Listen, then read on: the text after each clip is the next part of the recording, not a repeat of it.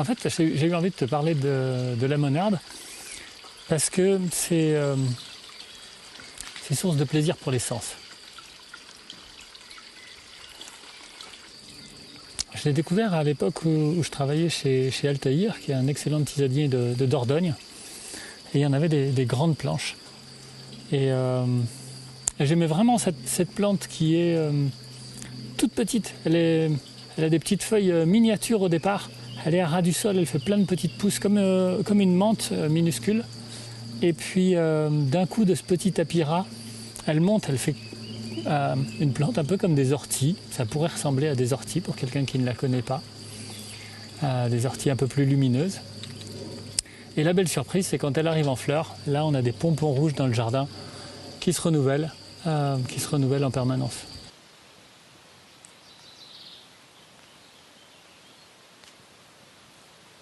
Voilà, ça c'est la première découverte, c'est sa couleur. C'est une jolie plante aux fleurs rouges rosées qui fait des très bonnes tisanes et qui parfume super bien les desserts. Après, on peut aussi prendre ces petits pétales. J'en parle en abstrait, c'est du air,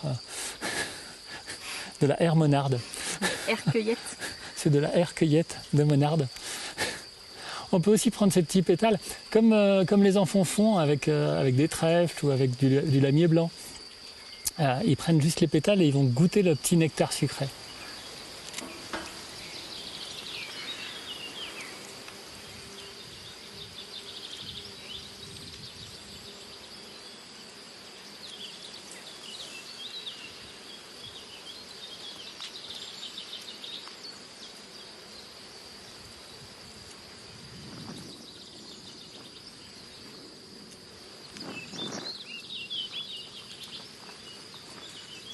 J'essaie de récolter que les pétales parce que comme ça, elles se renouvellent de jour en jour.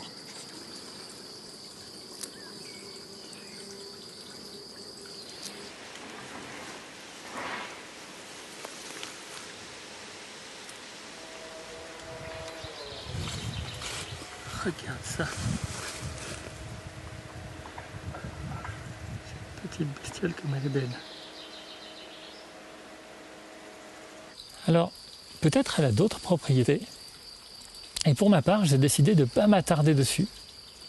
Le plaisir que j'ai à la déguster, le plaisir que j'ai à la mettre dans une infusion, me paraît tout à fait suffisant. Et je suis absolument certain que c'est bon pour moi.